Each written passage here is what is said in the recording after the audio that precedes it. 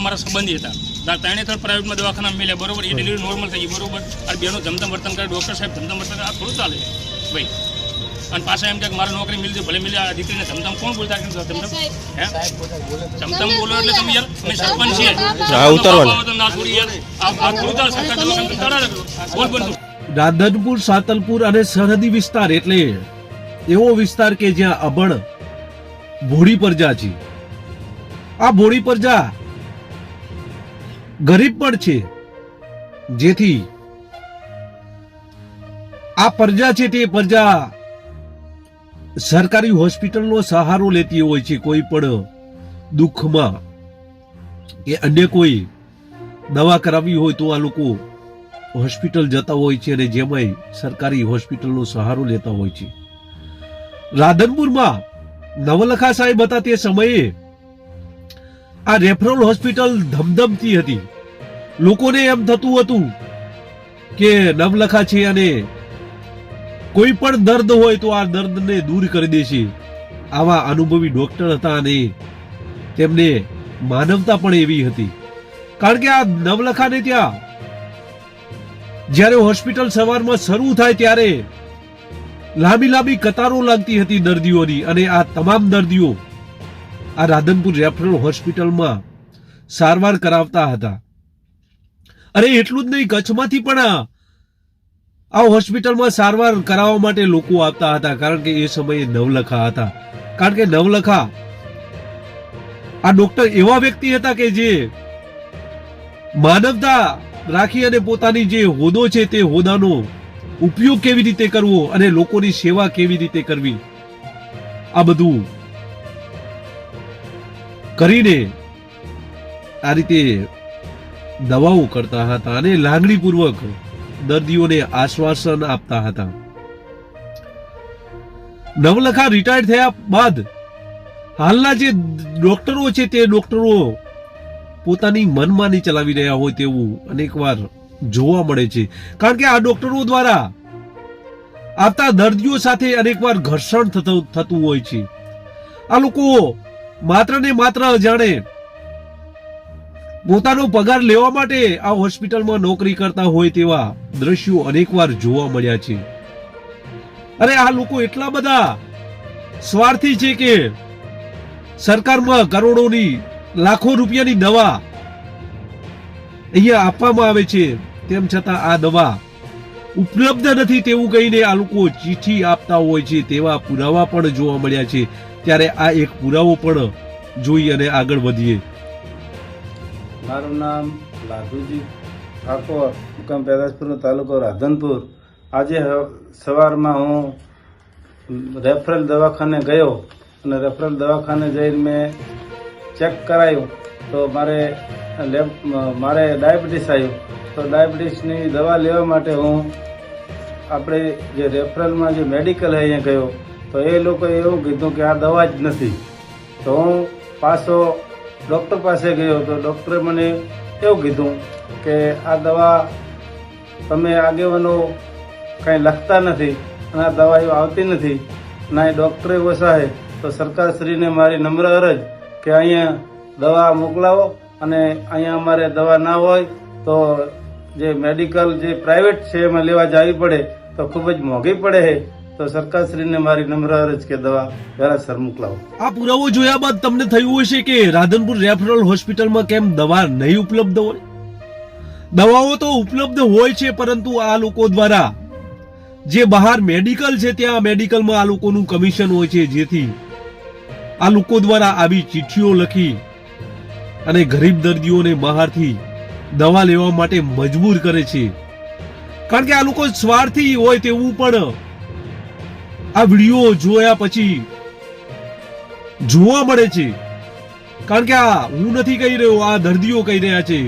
દર્દીઓને અનેકવાર આ લોકો દ્વારા બહારની દવાઓ લેવા માટે મજબૂર કરતા ડોક્ટરો છે. આ ડોક્ટરો દ્વારા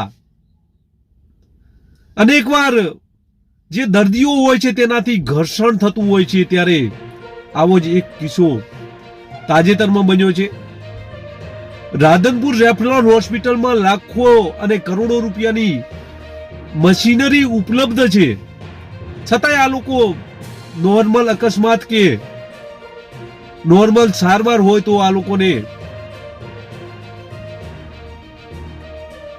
ધારપુર માટે રિફર ચિઠ્ઠી લખીને આપી દેતા હોય છે, કારણ કે આ લોકોને માત્ર સેવા કરવી પડે એટલા માટે જ આ લોકો આ રીતે રિફર ચિઠ્ઠી કરી અને ધારપુર ખાતે નાનામાં નાના અકસ્માતમાં પણ મોકલી દેતા હોય છે.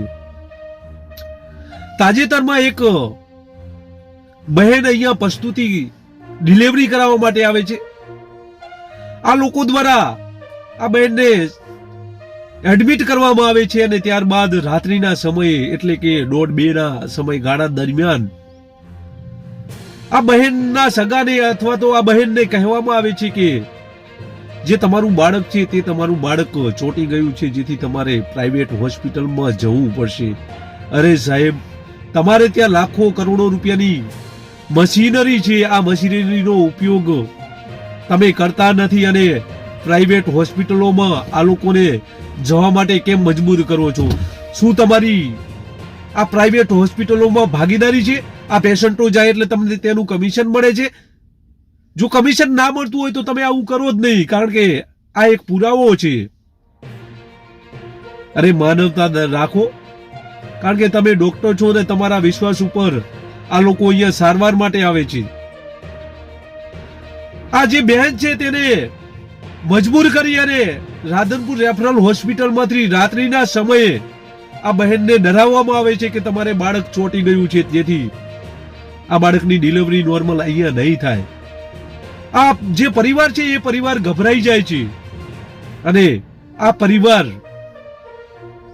રેફરલ હોસ્પિટલના ડોક્ટરના કહ્યા મુજબ દેવજીભાઈ ડોક્ટરને ત્યાં રાત્રે એડમિટ થવું પડે છે. આ લોકો એટલા બધા ડરેલા હોય છે કે બાળક અને માનો બંનેનો ખતરો હોય છે, જેથી આ પ્રાઇવેટ હોસ્પિટલમાં આ લોકો દાખલ થાય છે અને ત્યાં જઈને આ લોકોની નોર્મલ ડિલિવરી થાય છે. ત્યારે આ ડિલિવરી થતાં જ તમારા ઉપર અનેક સવાલો છે, કારણ કે તમે માત્ર ને માત્ર પગાર લેવા માટે અહીંયા હોસ્પિટલમાં નોકરી કરતા હોય તેવું લાગે છે. તમે ગરીબ દર્દીઓને આ રીતે હેરાન કરો છો અને તમારા લીધે સરકાર પણ બદનામ થઈ રહી છે, કારણ કે સરકારે અહીંયા આ મશીનરી લાખો રૂપિયાની મશીનરી લગાવી છે, પરંતુ આ મશીનરીનો ઉપયોગ તમે કરતા નથી અને લોકોને આ રીતે મજબૂર કરી અને અન્ય જે પ્રાઇવેટ હોસ્પિટલો છે તેમાં જવા માટે મજબૂર. કયા હોસ્પિટલમાં તમે આવ્યા હતા? અમે સરકારી દવાખાનામાં આવ્યા હતા. મારું નામ શૈલેષભાઈ ભરમાભાઈ અને રાત્રે 2 વાગે આવ્યા હતા અને ડૉક્ટરે દુખાવો ચાલુ હતો અને દુખાવો ચાલુ હતો પછી ઇન્જેક્શન મારે પછી દુખાવો બંધ થઈ ગયો. પછી 3:30 વાગ્યા સુધી બે મેડમ હતી. 3:30 વાગ્યા સુધી કોઈ જવાબ ના આપ્યો અને મેડમ બંધ કરીને સૂઈ ગયા. પછી 3:30 મેં કોલ કર્યો મારા સંબંધીને, એટલે એમને પછી ડૉક્ટર સાહેબને ફોન કર્યો. પછી મેડમ બોલવા માંડી કે અમે સારવાર કરી તો તમે બીજાને ફોન કર્યો.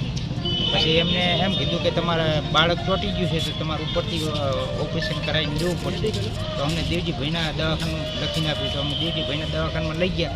અહીંયા તરત ડિલિવરી થઈ ગઈ, નોર્મલ ડિલિવરી થઈ ગઈ જાતા પહેલાં. અરે તમારે જો કમાણી જ કરવી હોય તો આ સરકારી રેફરલ હોસ્પિટલમાં રાજીનામું આપી અને પ્રાઇવેટ હોસ્પિટલો ખોલી લો, કારણ કે આ ગરીબ દર્દીઓ છે. ગરીબ દર્દીઓને તમે રાત્રે 2 વાગે આ રીતે અન્ય હોસ્પિટલમાં જવા માટે મજબૂર કરો છો. આ લોકો પાસે પૈસા પણ નથી હોતા, એટલા માટે તો રેફરલ હોસ્પિટલમાં સારવાર લેવા માટે અહીંયા લોકો આવે છે. આવા ગરીબ લોકોને તમે મજબૂર કરો છો. તમારી માનવતા, જે માનવતા છે તે માનવતા મરી મટી હોય તેવું જોવા. અમે કાલે સવારના 8 વાગ્યાના અમારા ભાઈના ઘરના દાખલ કરેલા હતા. તો એ લોકોએ કીધું 4 વાગે ડિલિવરી થઈ જાય છે. તો અમે 4 વાગ્યા સુધી વાટ જોઈ. એ લોકો કે લોહી જોઈશે, તો અમે 12 વાગે એમને લોહીની બોટલ આપી. તો પછી એ લોકોએ ડિલિવરી 4 વાગે તો એ ના થઈ. પછી આખી રાત રહે છે. તો સવારમાં અમારે બેને પૂછ્યું કે ભાઈ ચમ હજી ડિલિવરી થતી નહીં, શું કાંઈ? તો બેન કે અમારે સરપંચના ભાઈના ઘરના હોય, તો કે એમના બાપના ઘરના હોય તો એ કે દવા નહીં થાય, કે અને જે થતું હોય એ થાય છે, કે એમને જેમ કરવું હોય શું છે ને આમ છે ને તેમ છે ને તમારે પ્રાઇવેટમાં જાઓ ને આવી રીતનું બધી એમને કીધું. એટલે આ લોકો પછી રજા લઈને નીકળી ગયા પછી એમ ગેરવર્તન કર્યું એ લોકોએ પેશન્ટ સાથે. તો આમના વિરુદ્ધમાં કાયદેસરની કાર્યવાહી કરવા સરકારની માગણી કરી છે. ને ડોક્ટર તો ભગવાનનું સ્વરૂપ હોય છે. તમારા વિશ્વાસે આ દર્દીઓ આવે છે. નવલખા હતા ત્યારે અને અત્યારનો જે સમય છે તેમાં જે પરિવર્તન આવ્યું છે તે આખું શહેર, તમામ ગ્રામ્ય વિસ્તારના લોકો જાણે છે કે હાલની જે સુવિધાઓ, હાલનું જે ડોક્ટરનું જે વર્તનો છે અને અગાઉની જે માનવતા હતી તેમાં કેટલો બધો ડિફરન્ટ છે. તમારે જો માત્ર ને માત્ર કમાણી જ કરવી હોય તો તમારે આ હોસ્પિટલો ખોલી દેવી જોઈએ પ્રાઇવેટ. આ રીતે લોકોને હેરાન ના કરો, કારણ કે લોકો માટે તો સરકાર શ્રીએ પણ કરોડો રૂપિયા ખર્ચ્યા છે. મશીનરી, તમામ મશીનરી ઉપલબ્ધ કરાવી છે. આ મશીનરીનો ઉપયોગ તમે કરતા જ નથી. અને નોર્મલ ડિલિવરી હોય તે લોકોને તમે એવું કહો છો કે પ્રાઇવેટ હોસ્પિટલમાં જવું પડશે. આ તમારી બેદરકારી નહીં તો શું? આ ડોક્ટરો અનેકવાર આવતા દર્દીઓ સાથે અનેકવાર ઘર્ષણો થતા જોવા મળ્યા છે. કેમ તમારે ઘર્ષણ થાય છે એ સમજાતું નથી. અગાઉ નવલખા હતા તે સમયે કોઈ ઘર્ષણ નતું થતું. આ હોસ્પિટલમાં જે પૈસાદાર છે તે પણ સારવાર લેવા માટે આવતા હતા. હાલ તો જે ગરીબ દર્દીઓ આવે છે તેમને પણ તમે આ રીતે કરો છો. આ તમારું જે વર્તન છે તે વર્તન સારું નથી, જેથી સરકાર પણ બદનામ થઈ રહી છે. આ સરકાર બદનામ ના થાય. મારું નામ મુકેશભાઈ છે અને મારા સંબંધી રાત્રે 8:30 વાગે પેશન્ટ લઈને આવેલા હતા ડિલિવરી પ્રસંગમાં, બરોબર. તો ડૉક્ટર સાહેબ કોઈ હાજર રાતની નાઇટમાં નહોતા અને 2 બહેનો હતી, બરોબર. 3 વાગ્યા સુધી આ લોકોને ખાલી એમને કીધું કે બાળક ઊંધું છે ને બાળક આમ છે ને આવા બધા બહાના કાઢી અને પ્રાઇવેટ દવાખાને દેવજીપીના દવાખાને મળ્યા, બરોબર. દેવજીપીના દવાખાને જતા પણ તાત્કાલિક ડિલિવરી થઈ ગઈ, બરોબર. એટલે ડૉક્ટરની બેદરકારી અને ડૉક્ટર હાજર રહેતા નથી, બરોબર. આટલી મોટી હોસ્પિટલ સરકાર સેવા માટે બનાવી છે તો શા માટે બનાવી છે? અને ગરીબોના માટે દવાખાનું બનાવ્યું છે તો ડૉક્ટર કેમ કાંઈ જવાબ આપતા નથી? ડૉક્ટરો કેમ કોઈની સેવા નથી કરતા? અને ડૉક્ટરો ડાયરેક્ટ ધમકીઓ આલે છે કે અમારે નોકરી મિલી ભલે મિલી દેવી પડે, બરોબર. અમારે જે થયું ભલે થાય, બાકી અમે દવાઓ નહીં કરીને આવી બધી તું તારી ઉપર બહેનો પણ તું તારી ઉપર બોલે છે, બરોબર. રાતે મારા સંબંધી છે, રાતના આખી રાત રખડ્યા ગરીબ હાવ વ્યક્તિ છે, એમને કંઈ પૈસાની મજબૂરી હતી, એમ સરકારી દવાખાને મળ્યા. રાતે 2:30 વાગે મને ફોન આવ્યો આ લોકો મારા સંબંધીનો કે આવું સરકારી દવાખાને આવું કે છે. હવે પ્રાઇવેટમાં પૈસા કરીને તાત્કાલિક ડિલિવરી, એમને ઊંધું બાળક હતું, ડિલિવરી તાત્કાલિક ક્યાંથી થઈ ગઈ? એમ શું માંગ શું છે તમારી? મારી માંગ એવી છે કે ડૉક્ટરોને ના હોય તો ભરતી કરે, મશીનો ના હોય તો પૂરા કરે. ડૉક્ટરો તું તારી કરે છે તો તાત્કાલિક ડૉક્ટરો હંગત પગલાં ભરે. અને આ રાધનપુર તાલુકામાં ગરીબ વ્યક્તિ આ દવાખાને આવે, કોઈ સારી રીતે દવા પણ નથી કરતા લોકો, અને તું તારી ઉપર ડૉક્ટરો આવે છે, બરોબર. તો સરકારને મારી વિનંતી કે આટલું મોટું દવાખાનું આપણે બનાવ્યું અને સરકાર આટલી મોટી સહાય આપે, આટલી મોટી સેવા આપે છે તો ડૉક્ટરો ઉપર થોડુંક જોવે અને ડૉક્ટરોને થોડી ધ્યાન રાખે કે ડૉક્ટરો શું દવા કરે છે. ડૉક્ટરો બધી તું તારી ઉપર બધું વર્તન કરે પેશન્ટ ઉપર, બરોબર. અને ડૉક્ટરો અમે કોઈ જવાબ નથી આપતા. તો તાત્કાલિક ધોરણે સરકારને મારી વિનંતી છે કે આ સરકારી દવાખાનાની ડૉક્ટરોની નોંધ લે અને તાત્કાલિક ધોરણે બધા જવાબ માગે. મારી કરીને 3 થી 4 વ્યક્તિ ડિલિવરીવાળા, એક શેરગઢના છે, એક વેડના છે અને એક આબિયાણાના છે. આ રાતે લોકોને 2:30 વાગે કાઢીને એક બેનને તો તું તારી કરીને રાતને કાઢી મિલી, બરોબર. એટલે ડૉક્ટર ઉપર તાત્કાલિક ધોરણે આનું તપાસ થવી પડે. ઉપયોગ થાય તે રીતે સારવાર કરો, નહીં તો સરકાર બદનામ થઈ રહી છે. તમે સર્જન છો, આ હોસ્પિટલમાં જે તબીબો છે તબીબો ડિગ્રી ધારક છો, તેમ છતાંય તમે આ ડિલિવરી માટે આ રીતે ખોટું રટણ કરી અને તમે જે પ્રાઇવેટ હોસ્પિટલોમાં મોકલો છો તે કેટલું વ્યાજબી છે. અને તમે ભાગીદારી આ રીતે ના કરો, એના કરતા તમે હોસ્પિટલો ખોલી લો. જો તમારે જ કમાણી જ કરવી હોય તો શા માટે અહીંયા નોકરી કરો છો? અહીંયા તો ગરીબ જનતા આવવાની છે, તમામ દર્દીઓ આવવાના છે. આ દર્દીઓને આ રીતે હેરાન કરવાનું છોડી દો. અને સરકારને પણ લોકો કહી રહ્યા છે કે આવા જે ડોક્ટરો છે તે ડોક્ટરો સામે કાર્યવાહી કરે અને આવા ડોક્ટરોની બદલી કરે. આવા ડોક્ટરો લાખો રૂપિયાનું મશીનરી હોવા છતાં એનો ઉપયોગ નથી કરતા અને આ રીતે બહેન દીકરીઓને હેરાન કરવામાં આવતી હોય ત્યારે આ લોકો સામે પણ કાર્યવાહી થવી પડે. બસ એ જ. ફરી મળીશું, ત્યાં સુધી રજા આપશો. નમસ્કાર.